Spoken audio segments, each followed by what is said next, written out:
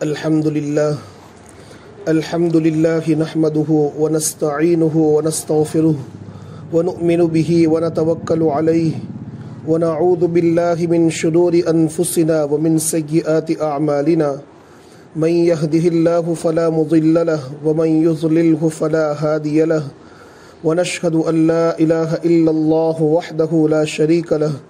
ونشهد أن سيدنا ومولانا محمدا عبده ورسوله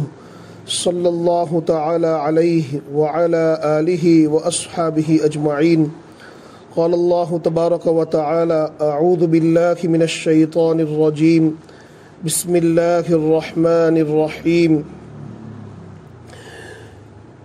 إنا نحن نزلنا الذكر وإنا له لحافظون. صدق الله العظيم. اللهم صل على سيدنا ومولانا محمد وبارك وسلم.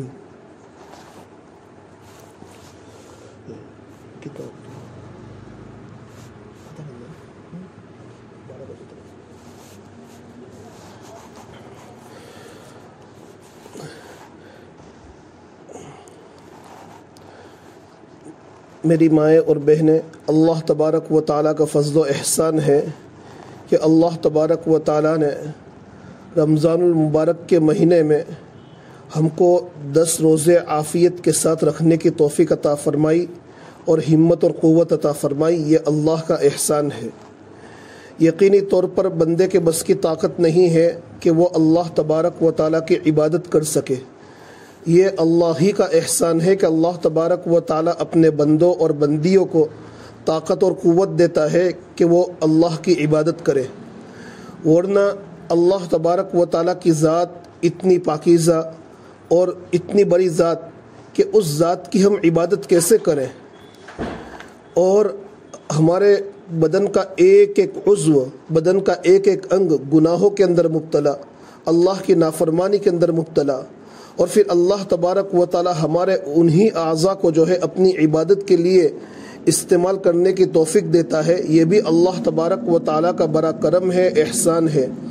اللہ سے دعا کرتے ہیں کہ اللہ تبارک و تعالیٰ نے ان 10 دنوں میں جو روزہ رکھنے کی توفیق دی، تو تراویح کی توفیق دی،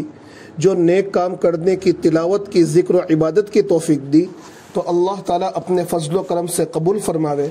اور حقیقت یہ ہے کہ اللہ تبارک و تعالیٰ کا ہمارے اوپر یہ فضل ہی ہے کہ اللہ تعالیٰ ہمیں اس ماہ مبارک میں عبادت کی توفیق دیتا ہے. اور جو اس مہینے کے اندر کمی رہ گئی، کوتاہی رہ گئی، جو ناقدری ہوئی، تو اللہ تعالیٰ اس کو معاف فرماوے. دیکھیے، اللہ تبارک و تعالیٰ نے قرآن کریم کے اندر جہاں مردوں کو عبادت کا حکم دیا ہے، بھلائی کے کاموں کا حکم دیا ہے، تو وہیں پر اللہ تبارک و تعالیٰ نے مردوں کے ساتھ جو ہے عورتوں کو بھی حکم دیا ہے. نماز مردوں کے لیے تو نماز عورتوں کے لیے بھی ہے، زکوٰۃ مردوں کے لیے، زکوٰۃ عورتوں کے لیے بھی ہے، حج کا حکم یہ مردوں کے لیے تو یہ عورتوں کے لیے بھی ہے، روزے کا حکم اللہ نے مردوں کے لیے رکھا تو یہ عورتوں کے لیے بھی ہے. اللہ تبارک و تعالیٰ نے جو احکامات مردوں کو عطا فرمائے، جس کے ذریعے سے اللہ تبارک و تعالیٰ کا قرب ہوتا ہے، جس سے اللہ تبارک و تعالیٰ خوش اور راضی ہوتے ہیں، تو ان چیزوں کا حکم اللہ تبارک و تعالیٰ نے مردوں کے ساتھ عورتوں کو بھی عطا فرمایا. لیکن اللہ تبارک و تعالیٰ نے قرآن کریم کے اندر یہ نظام قائم فرمایا. جب ہم قرآن مجید کو پڑھتے ہیں، قرآن مجید کو سمجھنے کی کوشش کرتے ہیں اور قرآن مجید کو جو ہے اچھے طریق پر دیکھتے ہیں، تو اس نتیجے پر پہنچتے ہیں کہ اللہ تبارک و تعالیٰ کا نظام یہ ہے کہ قرآن کریم کے اندر جہاں کسی چیز کے اندر عورتوں کو حکم دینا مقصود ہوتا ہے، تو اللہ تبارک و تعالیٰ مردوں کو حکم دے دیتا ہے اور عورتیں ضمناً اس میں شامل ہو جاتی ہیں. مثال کے طور پر اللہ تبارک و تعالیٰ نے قرآن کریم کے اندر مردوں کو نماز کا حکم دیا اور فرمایا کہ اقیم الصلاۃ، اور متعدد جگہ پر، کئی جگہوں پر قرآن کریم کے اندر جو ہے یہ آیت کریمہ ہے. یہاں مردوں کو نماز کا حکم دیا اور یہ عورتیں ضمناً اس حکم کے اندر شامل ہے. اسی طریقے سے زکوٰۃ کے باب میں قرآن میں یہ کہا کہ وآتوا الزکاۃ، کہ زکوٰۃ کو ادا کرو. مردوں کو حکم دیا، عورتیں ضمناً جو ہے اس کے ساتھ شامل ہو گئی۔ حج کے باب میں بھی اللہ تبارک و تعالیٰ نے مردوں کو حکم دیا، عورتیں شامل ہو گئی۔ اسی طریقے سے روزے کے باب میں اللہ تعالیٰ نے فرمایا کہ یا ایھا الذین آمنوا کتب علیکم الصیام، کہ اے ایمان والو تم پر روزے فرض ہے۔ یہاں اللہ نے مردوں کو حکم دیا، عورتیں جو ہے اس میں شامل ہو گئی۔ اس سے پتہ یہ چلتا ہے کہ پروردگار عالم کا، اللہ تبارک و تعالیٰ کا یہ نظام ہے کہ قرآن کریم کے اندر جہاں مردوں کو حکم دیتے ہیں تو وہاں عورتیں ان کے ساتھ ضمناً شامل ہو جاتی ہے۔ لیکن قرآن کریم کے اندر دو مقامات ایسے ہیں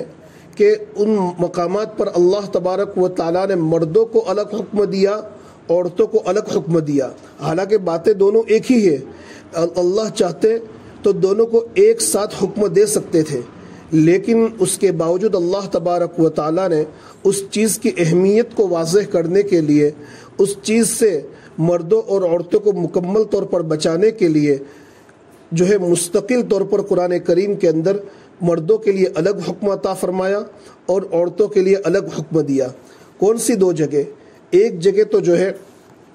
26ویں پارے میں سورہ حجرات کے اندر اللہ تعالیٰ فرماتے ہیں کہ یا ایھا الذین آمنوا لا یسخر قوم من قوم عسى ان یکونوا خیرا منہم۔ یہاں اللہ تعالیٰ سب سے پہلے مردوں سے فرماتے ہیں کہ اے ایمان والو، یہ ایمان والے مرد، یا ایھا الذین آمنوا، اے ایمان والو تم میں سے کوئی مرد کسی مرد کا مذاق نہ اڑاوے۔ کیوں؟ عسى ان یکونوا خیرا منہم، اس لیے کہ جن کا مذاق اڑایا جا رہا ہے، جن کا ٹھٹھا کیا جا رہا ہے، جن کو پریشان کیا جا رہا ہے، ہو سکتا ہے کہ وہ جو ہے تم سے بہتر ہو۔ یہ مردوں کو حکم دیا۔ پھر اسی کے آگے اللہ نے فرمایا وَلَا نِسَاءٌ مِّن نِسَاءٍ عَسَىٰ أَن يَكُنَّ خَيْرًا مِّنْهُنَّ، کہ کوئی عورت کسی عورت کا مذاق نہ اڑاوے۔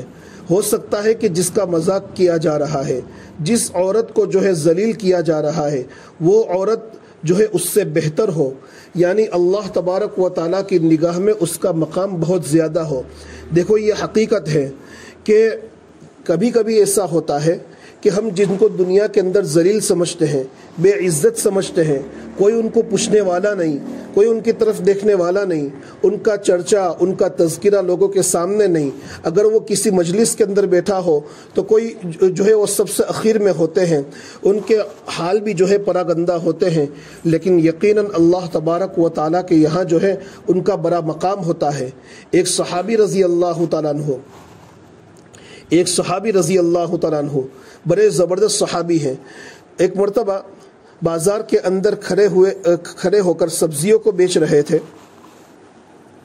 یا کسی اور کام کے اندر مشغول تھے، دیہات کے رہنے والے تھے۔ اللہ کے نبی صلی اللہ تعالیٰ علیہ وسلم کا وہاں سے گزر ہوا، اللہ کے نبی ان کے پاس تشریف لے گئے اور وہاں جانے کے بعد ان کی آنکھوں کو جو ہے پیچھے سے بند کر دیا، جیسے کوئی آدمی بطور مذاق کے کرتے ہیں، تو وہ اپنے آپ کو چھڑانے لگے۔ لیکن جب تھوڑی دیر کے بعد پتہ چلا کنکھیوں کے ذریعے سے کہ یہ تو اللہ کے نبی صلی اللہ تعالیٰ علیہ وسلم ہے، تو اس موقع پر وہ اپنی پشت کو اللہ کے نبی علیہ السلام کے بدن مبارک سے لگانے لگے تاکہ اللہ کے نبی صلی اللہ تعالیٰ علیہ وسلم کے مبارک بدن کی برکت حاصل ہو جاوے۔ پھر اللہ کے نبی نے ارشاد فرمایا کہ من یشتری منی ھذا الغلام، کہ اس غلام کو مجھ سے کون خریدے گا؟ تو وہ صحابی رضی اللہ تعالیٰ عنہ فرماتے ہیں کہ یا رسول اللہ، میں کالا کلوٹا، چہرے کے اعتبار سے بدصورت، مجھے کون خریدے گا؟ آپ مجھے بیچو گے تو آپ کو بہت نقصان ہوگا۔ اللہ کے نبی صلی اللہ تعالیٰ علیہ وسلم نے ارشاد فرمایا، قریباً اس صحابی کا نام عبداللہ تھا، اللہ کے نبی علیہ السلام نے ارشاد فرمایا کہ تمہارا مقام دنیا والوں کی نگاہ میں کچھ نہیں ہے، لیکن اللہ کی نگاہ میں تمہارا بہت بڑا مقام ہے۔ دیکھو لسان نبوت صلی اللہ تعالیٰ علیہ وسلم سے، اللہ کے نبی کی مبارک زبان سے ان کو کتنا بڑا پروانہ مل گیا کہ اللہ کے نبی نے ان کو یہ کہہ دیا کہ تمہارا مقام اللہ کی نگاہ میں بہت بڑا ہے، اور ہمارا عقیدہ ہے کہ اللہ کے نبی کی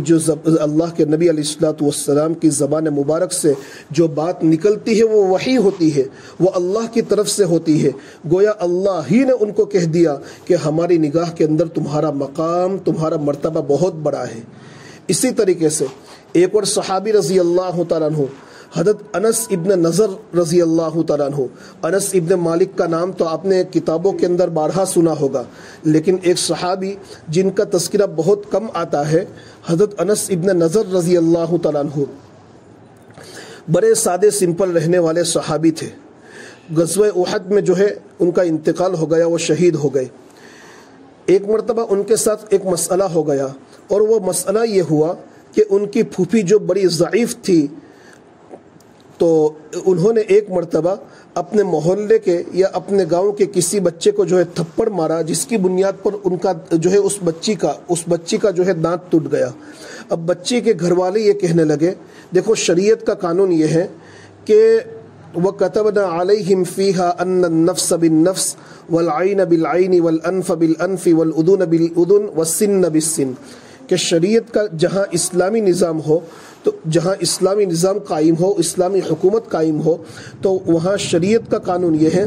کہ ایک آدمی نے دوسرے آدمی کی جو چیز ضائع کر دی ہے بدن کی، تو اس کے بدلے میں اس کی وہی چیز ضائع کر دی جاوے۔ آنکھ پھوڑ دی ہے تو اس کے بدلے میں آنکھ، اسی طریقے سے اگر جو ہے کسی کا دانت توڑ دیا ہے تو اس کے بدلے میں دانت۔ تو اس بچے کے گھر والے آئے اور آ کر یہ کہنے لگے کہ انہوں نے ہماری بچی کا دانت توڑ دیا ہے، بدلے کے اندر ہمیں دانت چاہیے۔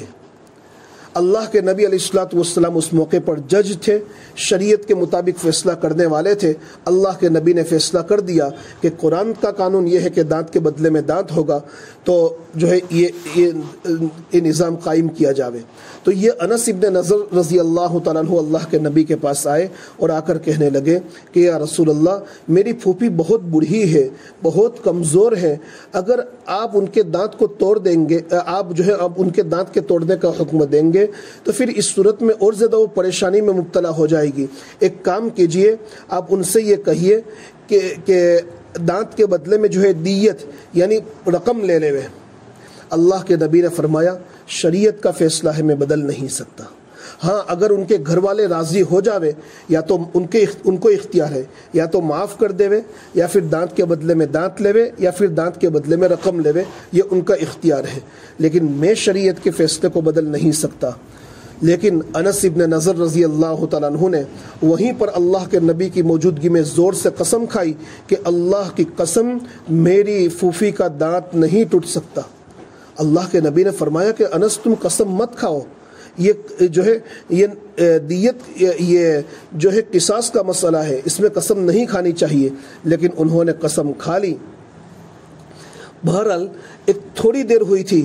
کہ جس بچی کو مارا تھا، جس کا دانت ٹوٹ گیا تھا، تو اس کے گھر والے آئے اور آ کر کہنے لگے کہ قصاص میں ہم کو دانت نہیں چاہیے، ہم دیت پر یعنی رقم لینے پر راضی ہیں۔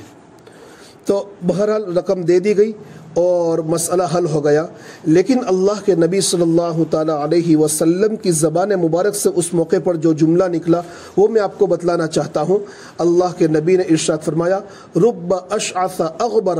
لو اقسم لابرہ اللہ، کہ دنیا کے اندر بہت سے ایسے پراگندہ حال جن کے کپڑے بھی میلے کچیلے، جن کے بالوں کا کوئی ٹھکانہ نہیں، لیکن ان کا مقام اللہ کی نگاہ میں وہ ہوتا ہے کہ اگر وہ زمین پر قسم کھا لے تو آسمان والا ان کی قسموں کے پورا کرنے کے فیصلے کر دیتا ہے، دوسروں کے دل کی بات جو ہے دنیا کو بدل دیتا ہے،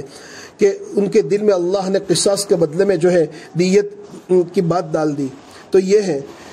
تو جس کو ہم دنیا کے اندر حقیر سمجھتے ہیں، ذلیل سمجھتے ہیں، بے وقات سمجھتے ہیں اور اس کی مذاق اڑا دیتے ہیں، لوگوں کے درمیان اس کا مذاق بنا دیتے ہیں۔ اسی طریقے سے ہم نے کہ کسی کا ویڈیو اسٹیٹس پر اس طرح مذاق کے طور پر اپلوڈ کر دیا، جو ہے کہ سوشل میڈیا پر کسی کا ویڈیو اور کسی کا فوٹو اس طریقے سے چھوڑ دیا، لیکن ہمیں پتہ نہیں کہ اس کے دل کو کیا ٹھیس پہنچے گی، اور اس نے اس ٹھیس پہنچنے کی بنیاد پر اللہ سے کوئی شکایت کر لی ہو، یا اس کا دل دکھ گیا ہو، یا اس کی آنکھوں سے آنسو جاری ہو گئے ہو، یا ان کے گھر والوں میں، ان کے بیوی بچوں میں کسی کا دل دکھ گیا ہو، تو یاد رکھ لینا یہ ہماری ہلاکت اور بربادی کے لیے یہ کافی ہو جائے گا۔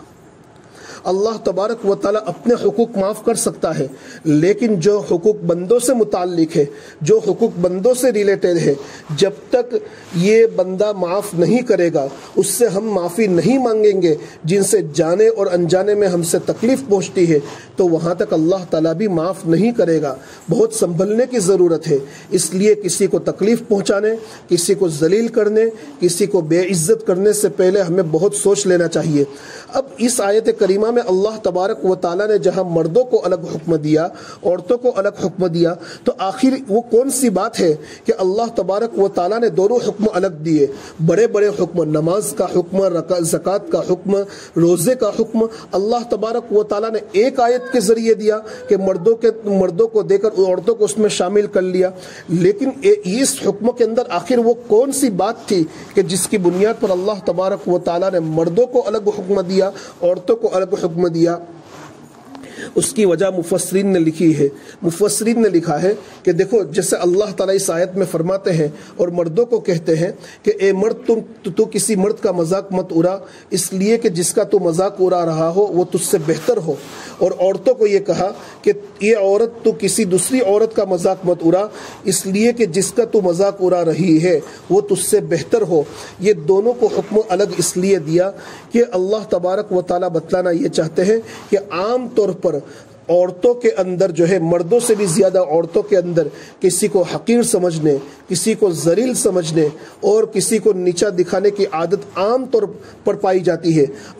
تمام عورتوں کے اندر نہیں ہوتی، لیکن اکثر عورتوں کے اندر یہ عادت پائی جاتی ہے، تو اس بنیاد پر اللہ نے یہ حکم الگ دیا۔ اب اس کو تھوڑا مثال سے سمجھیے کہ مثال کے طور پر شادی کا موقع ہے، ہم جو ہے کپڑے لائے، یا عام طور پر عورتوں کی پوزیشن یہ ہوتی ہے کہ کسی شادی بیاہ میں جانا ہوا، کوئی کسی فنکشن میں، کسی پروگرام کے اندر جانا ہوا، کسی جگہ منگنی کے اندر جانا ہوا، رشتہ داروں کے اندر جانا ہوا، تو پہلے وہ جو کپڑے خریدتی ہے بازار سے، عمدہ قسم کا جوڑا تو خرید لیا، لیکن جس کے وہاں گئے ہیں یا جو مہمان ان کے وہاں آئے ہیں، تو سب سے پہلے عورت کی نگاہ ان کے جوڑوں پر پڑتی ہے کہ ہاں انہوں نے اتنے روپے والا جوڑا پہنا ہے، میں نے اتنے روپے والا، انہوں نے ایسا جوڑا پہنا ہے، میں نے ایسا جوڑا پہنا ہے، ان کے بچوں نے ایسا جوڑا پہنا ہے، میرے بچوں کے پاس ایسا جوڑا ہے، تو اور اپنا جوڑا اچھا ہوتا ہے تو اس کی تعریف کرتی ہے اور کہتی ہے کہ اس نے تو ایسا ہی پہن لیا۔ یہ دوسروں کو ذلیل سمجھنا ہوا، یہ دوسروں کو جو ہے برا سمجھنا ہوا۔ اس چیز کو قرآن نے، شریعت نے پسند نہیں کیا۔ دوسرے کو اللہ نے جو دیا اس نے وہ پہنا، اللہ نے ہم کو جو دیا ہم نے وہ پہنا۔ شریعت اس کی اجازت نہیں دیتی۔ شریعت تو یہ کہتی ہے کہ اگر تم کپڑے پہنو تو تمہارا مقصد یہ ہونا چاہیے کہ اس سے تمہارے بدن کو راحت ملے، تمہارے بدن کو فرحت ملے، اور دوسری بات یہ ہے کہ اس کپڑے سے تمہارے بدن کے اندر کوئی تکلیف نہ ہو، نہ چوبے، نہ کوئی تکلیف دے، بس یہ کپڑے کا مقصد ہونا چاہیے۔ ورنہ اگر کوئی تیسرا مقصد پیدا کر لے، نمائش، دوسروں کو دکھلانے کا، دوسروں کو حقیر سمجھنے کا، اللہ کی مخلوق کو ذلیل سمجھنے کا، تو یہ جو ہے ایک جہنم میں لے جانے والا عمل ہے، بہت بہت برا عمل ہے۔ اللہ کے نبی نے فرمایا بِحَسْبِ امْرِئٍ مِّنَ الشَّرِّ أَن يَحْقِرَ أَخَاهُ الْمُسْلِمَ، ایک آدمی کے برا ہونے کے لیے، ایک آدمی کے خراب ہونے کے لیے صرف یہی بات کافی ہے کہ وہ اپنے مسلمان بھائی کو حقیر سمجھے، ان کو ذلیل سمجھے، ان کو بے عزت سمجھے۔ اسی طریقے سے ہمارے جو ہے کوئی چیز بطور ہدیے کے پیش کی جاتی ہے، تو ہدیے کے اندر بھی، گفٹ کے اندر بھی، کہ انہوں نے ہمارے یہاں شادی کے موقع پر اتنا گفٹ دیا اور ہم نے یہ گفٹ دیا تھا، کہ ہم نے ان کو جو ہے گفٹ کے اندر یہ چیز دی تھی اور انہوں نے ہمیں گفٹ کے اندر یہ چیز دی۔ تو تو یہ چیزیں بھی عام طور پر پائی جاتی ہیں۔ اور جب ہم پھر اسی طریقے سے جو شادی کے موقع پر کور آتے ہیں، جو لوگ پیسے دے کر جاتے ہیں تو پھر نام دیکھ کر کہتے ہیں کہ ہم نے ان کے وہاں یا ان کے گھر کے پروگرام کے اندر اتنے روپے کا کور دیا تھا اور ہمیں انہوں نے صرف اتنا ہی دیا۔ میری مائیں اور میرے بہن نے یہ ایک بات اپنے دل و دماغ کے اندر بٹھا لے میری بہنیں، کہ یہ عمل انتہائی ناپسندیدہ ہے اللہ تبارک و تعالیٰ کی نگاہ میں، کہ ہماری نگاہ دوسروں پر نہیں ہونی چاہیے۔ جو نعمتیں اللہ نے ہم کو دی ہم اس پر اللہ کا شکر ادا کریں، اور اگر ہماری کسی بہن کو اور ہمارے جو ہے یہ دوسرے مسلمان بھائی کے پاس ہمارے بچوں سے زیادہ عمدہ چیزیں ہیں یا ہم سے زیادہ عمدہ چیزیں ہیں، تو کبھی دل میں یہ پیدا نہ کرے کہ اللہ نے مجھ کو کچھ نہیں دیا۔ جو کچھ اللہ نے ہم کو دیا ہے، ہو سکتا ہے کہ ان کے پاس یہ نعمت ہو اللہ کی اور کوئی دوسری، اور جو ہے اس کے مقابلے میں اللہ نے ہم کو کوئی دوسری نعمت دے دی ہو جو نعمت ان کے پاس نہ ہو، یہ ہو سکتا ہے۔ تو جو اللہ نے ہم کو دیا ہے اس پر شکر ادا کریں، اور اگر کوئی ہم سے بڑا نظر آوے نعمت کے اعتبار سے تو پھر ہم اپنے چھوٹوں کی طرف دیکھیں، تاکہ جو نعمت اللہ نے ہم کو دی ہے اس پر شکر کی توفیق ہو۔ اور اگر کسی کو ہم نعمت میں ہم سے کوئی نیچا ہمیں نظر آوے کہ ہمارے کپڑے عمدہ ہے، ہمارے پاس کی چیزیں عمدہ ہے، ہمارے گفٹ عمدہ ہے اور دوسروں کی چیزیں کمزور ہیں، تو ان کے لیے دعائیں کریں کہ ہو سکتا ہے کہ ان کے پاس اتنا انتظام نہیں ہوا،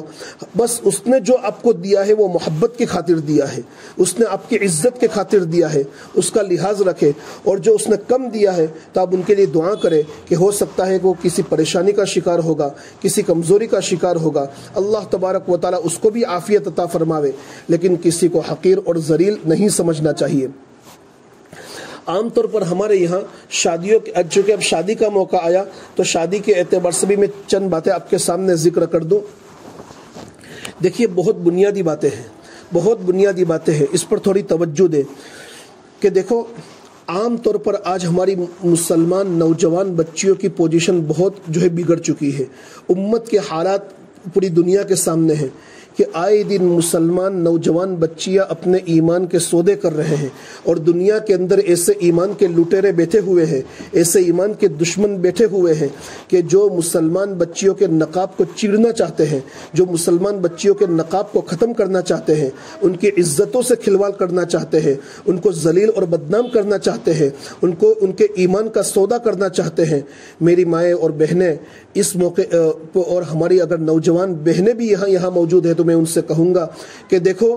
ہم اپنے دل و دماغ کے اندر بٹھا لیں کہ اللہ نے جتنی نعمتیں ہم کو دی ہیں اس میں سب سے قیمتی نعمت میرے اور آپ کے پاس ایمان کی دولت ہے۔ اس نعمت کے پاس ہمارے پاس چاہے کھانے کے لیے بھی کچھ نہ ہو تو سمجھ لو کہ اللہ نے ہم کو بہت بڑی نعمت، اس نعمت کا کوئی مول ہی نہیں ہے، کوئی قیمت ہی نہیں ہے، اتنی بڑی نعمت اللہ نے ہم کو دی ہے۔ تو اس نعمت کو صرف ہم دنیا کی معمولی کوریوں کے خاطر جو ہے اس ایمان کا سودا نہیں کر سکتے۔ ایمان کے خاطر ہم جان دے سکتے ہیں لیکن ایمان کا سودا کبھی بھی نہیں کر سکتے۔ اور ہمارے گھر میں روزانہ ایمان کے تذکرے ہو کہ اللہ کیا ہے، اللہ کی طاقت اور قدرت کیا ہے، اللہ کے نبی کی سیرت کا مطالعہ کریں، اللہ کے نبی کی سیرت کو پڑھیں کہ اس ایمان کو بچانے کے لیے اللہ کے نبی کے صحابہ نے کتنی قربانیاں دی۔ اسی طریقے سے ماں عائشہ صدیقہ رضی اللہ تعالیٰ عنہ کی زندگی کو پڑھیں، حضرت صفیہ رضی اللہ تعالیٰ عنہ کی زندگی کو پڑھیں، حضرت فاطمہ رضی اللہ تعالیٰ عنہ کی زندگی کو پڑھیں، صحابیات کی زندگی کو پڑھیں۔ کتابیں ہر زبان کے اندر چھپ چکی ہے، تب پتہ چلے گا کہ ان کی زندگیاں کیسی تھی، ان کا ایمان کیسے مضبوط تھا، اور ہمیں اپنے ایمان کو بچانے کے لیے اس دور کے اندر کتنا اہتمام کرنے کی ضرورت ہے۔ دیکھیے عام طور پر یہ صورتحال کہ آج مسلمان عورتیں جو ہے ہمارے ہاتھوں سے کیوں جا رہی ہے، اس کی بنیادی وجہ یہ ہے کہ ہمارے مسلمانوں میں عورتوں میں کئی عورتیں ایسی ہیں، کئی گھرانے ایسے ہیں کہ جن کی فائنینشیل کنڈیشن جو ہے پیسوں کے اعتبار سے وہ بہت ویک ہے، بہت کمزور ہیں۔ تو ایسے موقع پر ہمیں، اور وہ لوگوں کے سامنے اظہار بھی نہیں کرتے بلکہ اس طرح رہتے ہیں کہ کسی کو پتہ نہ چلے کہ ہم غریب ہیں، بلکہ وہ اپنی غربت کو چھپا چھپاتے ہیں تاکہ کوئی ان کو ذلیل اور بری نگاہ سے نہ دیکھے. وہ کسی کے سامنے مانگتے نہیں, ہاتھ نہیں پھیلاتے, لیکن رات کی تنہائیوں میں ان عورتوں کے آنسو جو ہے بستروں کے اندر نکل جاتے ہیں کہ میری بیٹی جوان ہو رہی ہے اور ان کی شادی کا انتظام نہیں ہے. اور ہمارے یہاں کتنی خراب صورتحال ہے, الامان والحفیظ, اللہ حفاظت فرماوے, کہ ہمارے یہاں منگنی کے اندر 2-3 لاکھ روپے کا خرچہ ہوتا ہے. ایک مرد اور عورت کو ساتھ میں بٹھایا جاتا ہے, بے پردگی ہوتی ہے. اللہ کا کتنا غضب اس موقع پر نازل ہوتا ہے. شریعت میں اس کو حرام اور ناجائز قرار دیا, شریعت نے اس کو بالکل جو ہے غلط قرار دیا ہے.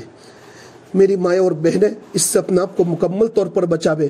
جس مرد اور عورت کو شادی سے پہلے ساتھ میں بٹھا دیا, حتیٰ کہ منگنی ہونے کے بعد, رشتہ ہونے کے بعد, اگر مرد عورت کو یا عورت مرد کو جو ہے SMS بھی کریں گے, یہ ناجائز ہے اور حرام ہے. اور بزرگوں نے لکھا ہے کہ منگنی ہونے کے بعد شادی سے پہلے انہوں نے آپس میں کبھی فون پہ بات کی یا میسج کیا یا آپس میں تعلقات رکھے یا ایک دوسرے سے ملے, تو اللہ تعالیٰ شادی کے بعد کی زندگی ان کی کڑوی بنا دے گا,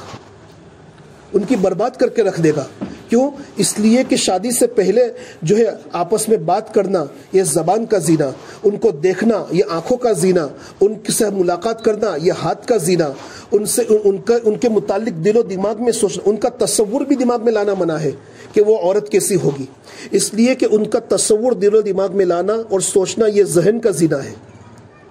یہ شریعت میں اتنی بڑی ہم کو جو یہ تاکید بتلائی گئی ہے. اور ہماری پوزیشن یہ ہے کہ ہمارے یہاں, اور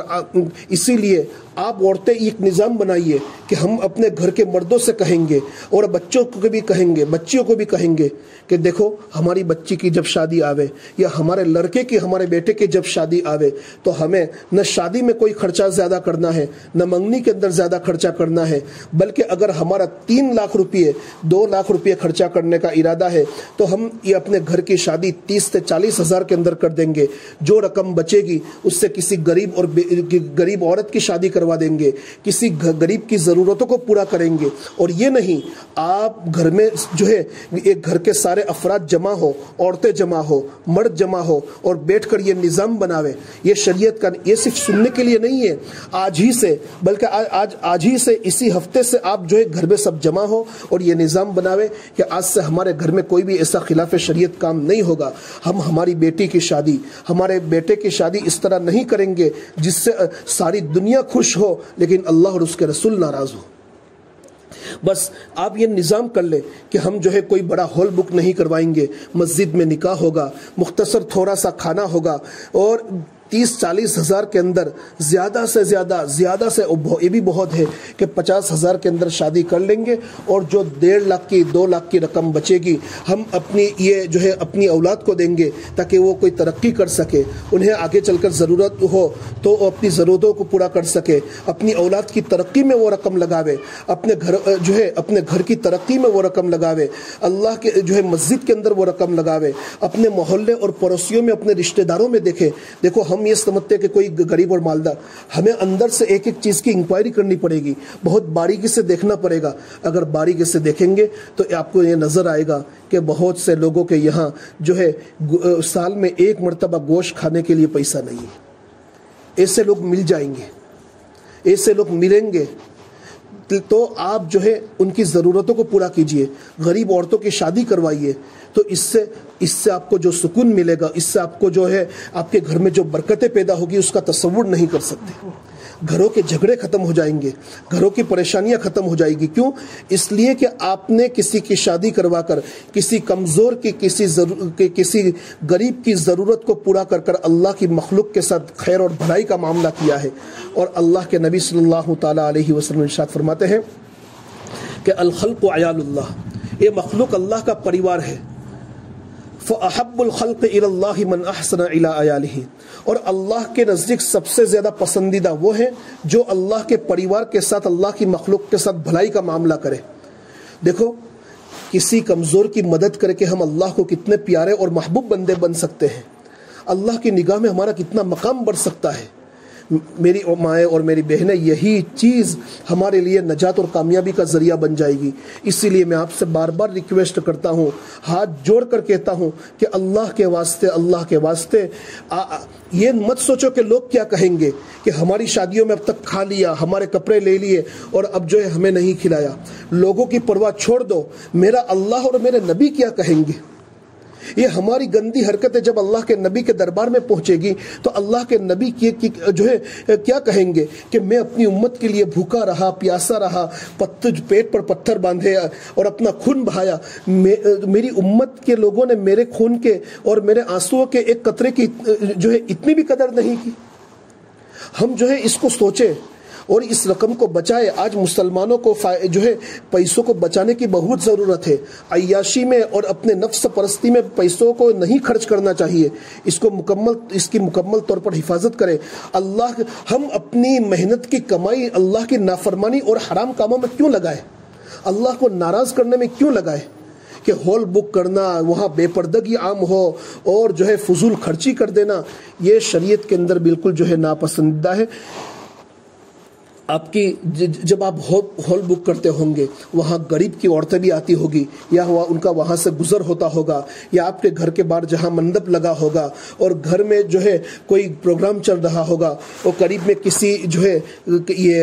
یہ کمزور غریب لوگوں کا گھر ہوگا یا غریب کے بچے وغیرہ وہاں سے گزریں گے، ان کے دل میں کیا بیتتی ہوگی؟ کاش کہ ہمارے پاس بھی پیسہ ہوتا تو ہمارے بچوں کو جو ہے اچھے کپڑے پہننے نصیب ہوتے یا ہماری بیٹیوں کی شادی ہو جاتی۔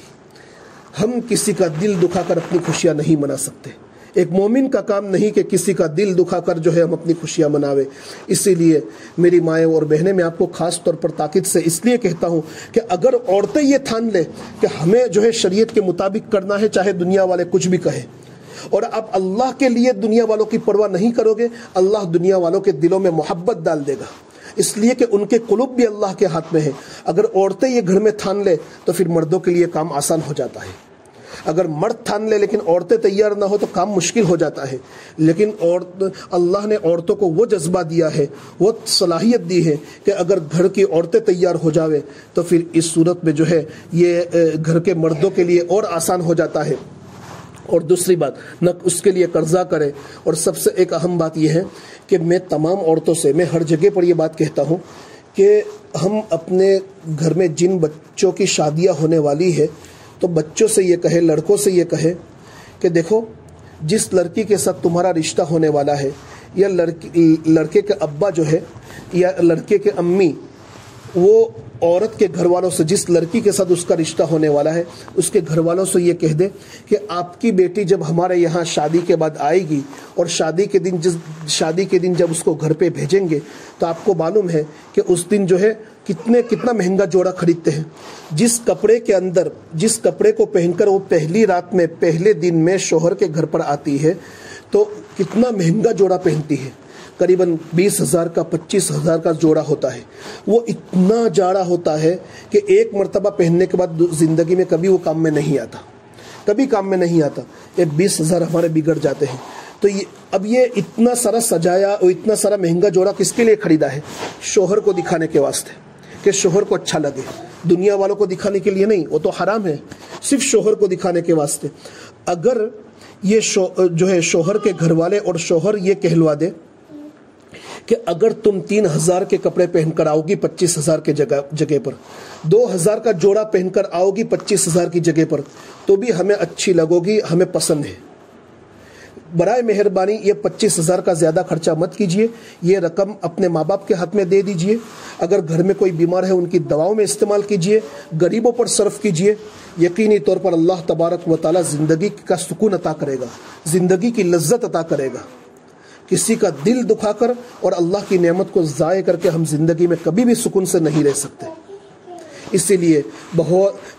میرے دل میں جو درد ہے میں آپ کے سامنے کیسے رکھوں؟ میں بہت درد دل کے ساتھ کہہ رہا ہوں، میری مائیں اور بہنیں، جب اللہ نے آپ کو دین کی باتیں سننے کی توفیق دی ہے، ایک قدم آگے بڑھاؤ اور آج ہی سے مشورہ کرو اور گھر کا یہ نظام بناؤ، لوگوں سے بھی کہو اور امت کے سامنے پیش کرو، اس طریقے سے ظاہر میں کرو کہ دیکھو ہم نے شادی کے اندر کوئی خرچہ نہیں کیا، بلکہ ہم جو ہے غریبوں کی شادیاں کروا رہے ہیں، کمزوروں کی تکلیفوں کو دور کر رہے ہیں۔ تو یہ لوگوں کے سامنے آئیڈیل اور سیمپل پیش کرو کہ معاشرے میں لوگ یہ کہیں گے کہ سب لوگ اس طرح نہیں کرتے، میں کیسے کروں؟ آپ اپنی ذات سے شروع کرو، ایک کرے گا، دوسرا کرے گا، تیسرا کرے گا، پھر وہ سماج کے اندر ایک ماحول بن جائے گا، اور یہی ماحول جو ہے دوسروں کے لیے نمونہ اور آئیڈیل بنے گا۔ تو خاص اس کا اہتمام کرنے کی ضرورت ہے۔ ایک بات تو یہ ہے، اور میں آپ کو یہ بتلانا چاہتا تھا، تو قرآن میں ایک تو یہ جگہ ہے سورہ حجرات کے اندر کہ جہاں اللہ نے مردوں کا الگ اور عورتوں کا الگ تذکرہ فرمایا، اور دوسری آیت کریمہ جو ہے انشاءاللہ میں اس کا تذکرہ آپ کے سامنے دوسری مجلس میں کروں گا، اس کی تھوڑی وضاحت کروں گا۔ اللہ سے دعا کرتا ہوں کہ اللہ تبارک و تعالی ہمیں ان باتوں پر عمل کی توفیق عطا فرماوے، یہ باتیں ہمارے دل و دماغ کے اندر، ہماری زندگی کے اندر اتار دے، اور ہمیں 100% مکمل طور پر اللہ اور اس کے رسول صلی اللہ تعالی علیہ وسلم کی شریعت کے مطابق چلنے کی توفیق عطا فرما دے۔ اور یہاں ایک بات میں آپ کو یہ بتلا دوں کہ جیسے ابھی ہمارے بہت سے ساتھیوں کے ذریعے سے مجھے مسجد کے اندر پتہ چلا کہ ابھی ہمارے چونکہ مسجد کے اندر جو ہے صراط مستقیم کا درس بھی ہوتا ہے الحمدللہ، وضو کا بیان ختم ہوا، نماز کا جو ہے شروع ہو رہا ہے، تو اس میں مردوں کے نماز کے بھی مسائل آتے ہیں، اور کتابوں میں جہاں مردوں کی نماز کے مسائل ذکر کیے ہیں وہاں عورتوں کے مسائل بھی ذکر کیے ہیں۔ تو دیکھو عام طور پر کئی جگہوں پر عورتوں میں کمزوری یہ پائی جاتی ہے کہ عورتیں بیٹھ کر نماز پڑھتی ہیں۔ دیکھو ایک بات یاد رکھو، نماز میں قیام فرض ہے، اور جو چیز فرض ہے اس کو ادا نہیں کرو گے تو نماز نہیں ہوگی۔ بغیر قیام کے کبھی بھی نماز درست ہوگی نہیں۔ نماز میں جیسے یہ نماز کے اندر قرات کا کرنا ضروری ہے، نماز کے اندر رکوع اور سجدہ کرنا ضروری ہے، بغیر رکوع اور سجدے کے نماز نہیں ہوتی۔ اسی طریقے سے بغیر قیام کے اگر آپ کے پاؤں میں تکلیف نہیں ہے، پاؤں میں کوئی عذر نہیں ہے،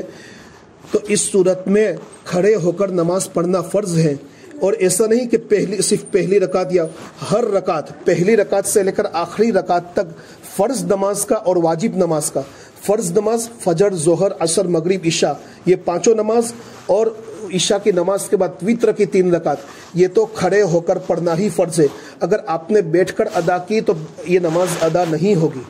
یہ نماز ایک رکعت بھی آپ نے بیٹھ کر ادا کی تو آپ کی نماز ادا نہیں ہوگی، کیونکہ آپ نے فرض چھوڑ دیا۔ تو جب اللہ نے قوت دی ہے، صحت دی ہے، تو چاروں رکعت کو،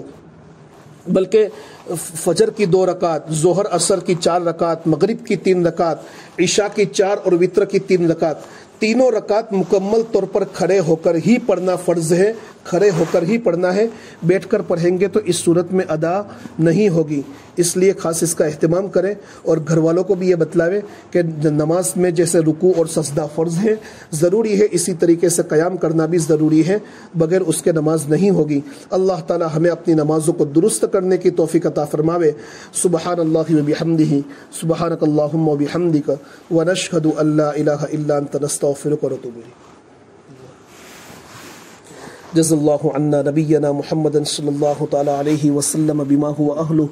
لا الہ الا انت سبحانک انی کنت من الظالمین۔ اللہم لا احصی ثناء علیک انت کما اثنیت علی نفسک۔ اللہم ربنا آتنا فی الدنیا حسنہ وفی الآخرۃ حسنہ وقنا عذاب النار وقنا عذاب القبر وقنا عذاب الفقر وقنا عذاب الحشر وقنا عذاب الدین واحشرنا یوم القیامۃ مع المتقین مع الابرار۔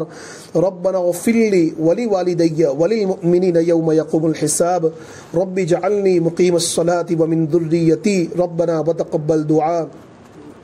اللہم انک عفو کریم تحب العفو فاعف عنا یا کریم۔ یا اللہ، یا رحم الراحمین، یا اکرم الاکرمین، آپ کی ذات بڑی پاک ہے، آپ مالکوں کے مالک ہے، بادشاہوں کے بادشاہ ہے۔ یا اللہ، دنیا کی ہر چیز آپ کے حکم اور اشاروں کی محتاج ہے، ایک درخت کا پتا بھی آپ کے حکم کے بغیر نہیں ہل سکتا۔ یا اللہ، ایک چونٹی چھوٹی سی مخلوق وہ آپ کے حکم کے بغیر کوئی حرکت نہیں کر سکتی۔ یا اللہ، ہم بھی آپ کے حکم کے تابع ہیں۔ یا اللہ، آپ جو ہے آپ کی ذات بڑی پاکیزہ ہے، ہم کمزور ہیں، گنہگار ہیں، گناہ کرتے کرتے دل سیاہ ہو چکے ہیں۔ یا اللہ، راتوں کے اندھیریوں میں، دین کے اجالوں میں آپ کی نعمتوں کو استعمال کر کے آپ کی ہی نافرمانیاں کی ہے۔ یا اللہ، ہم سے بڑا کوئی غدار اور گنہگار نہیں۔ یا اللہ، ہم جتنے گنہگار اور گندے ہیں، یا اللہ ہمارے ہاتھ بھی اس لائق نہیں ہے کہ آپ کے سامنے اٹھاوے، یہ توفیق بھی آپ نے عطا فرمائی۔ یا اللہ جب آپ نے توفیق دی ہے ہماری اس دعاؤں کو قبول فرما لیجیے، ہماری مغفرت فرما دیجیے، ہماری مغفرت فرما دیجیے، ہماری مغفرت فرما دیجیے، ہمیں نیک اور صالح بنائیے یا اللہ شریعت کا ایک ایک حکم ہماری زندگی کے اندر اتار دیجیے یا اللہ آپ کے نبی صلی اللہ تعالی علیہ وسلم کی ایک ایک مبارک سنت کو ہماری زندگی کے ہر گوشے اور کونے میں داخل فرما دیجیے، اور یا اللہ سنتوں کی عظمت ہمارے خون کے قطرے قطرے کے اندر اتار دیجیے یا اللہ، نبی کی محبت اتار دیجیے، آپ کا خوف عطا فرمائیے، آپ کی محبت عطا فرمائیے، ایمان کی عظمت پیدا فرمائیے یا اللہ، اعمال صالحہ کی توفیق مرحمت فرمائیے، گناہوں کی نفرت دلوں کے اندر ڈال دیجیے یا اللہ، ہماری اور ہماری اولاد کی اپنی شان ربوبیت سے بہت بہترین تربیت فرمائیے یا اللہ، غریبوں کے ساتھ کمزوروں کے ساتھ ہمدردی کا معاملہ کرنے کی توفیق عطا فرمائیے، ہمارے کام کو، ہماری شادیوں کو، ہمارے تمام اعمال کو یا اللہ تیری مرضی کے مطابق انجام دینے کی توفیق عطا فرمائیے یا اللہ، اس رمضان کا مہینہ جو اب تک گزر چکا ہے اس میں جتنی عبادتیں ہوئی اپنے فضل و کرم سے قبول فرمائیے، جو کمی اور کوتاہی رہ گئی یا اللہ اس کو اپنے فضل و کرم سے معاف فرمائیے، عبادتوں کو قبول فرمائیے اور کوتاہیوں کو معاف فرمائیے، اور رمضان کے جو باقی ایام رہ گئے ہیں، باقی لمحات اور باقی گھڑیاں رہ گئی ہیں یا اللہ، ان تمام لمحات کو، ان تمام ایام کو یا اللہ آپ کی مرضی کے مطابق گزارنے کی توفیق عطا فرمائیے یا اللہ۔ اس وقت امت مسلمہ کے حالات بہت بگڑتے چلے جا رہے ہیں، امت کے حال پر رحم فرمائیے، امت کے حال پر رحم فرمائیے، جو بغیر قصور کے یا اللہ قید و بند کے اندر محبوس ہیں، جیلوں کے اندر ہیں یا اللہ، ان کی آسانی کے ساتھ رہائی کی شکلیں اور صورتیں پیدا فرمائیے یا اللہ، عید سے پہلے ان کو اپنے گھر والوں سے ملا دیجئے یا اللہ، انہیں عافیت عطا فرمائیے، اور یا اللہ ہماری مسجدوں کی، مدارس کی، مساجد کی، دینی مراکز کی، دعوت و تبلیغ کی، اور یا اللہ تمام تعلیم گاہوں کی حفاظت فرمائیے، مسلمان مردوں، عورتوں، جوانوں کی، بچوں کی حفاظت فرمائیے، ایمان کی حفاظت فرمائیے یا اللہ، جو مانگا وہ بھی عطا فرمائیے، جو مانگنے سے رہ گیا وہ بھی عطا فرمائیے یا اللہ۔ ان دعاؤں کو محض اپنے فضل و کرم سے اپنے حبیب پاک صلی اللہ تعالی علیہ وسلم کے صدقے طفل قبول فرمائیے، وصلی اللہ تعالی علی خیر خلقہ سیدنا محمد وعلی آلہ وصحبہ اجمعین برحمتک ارحم الراحمین۔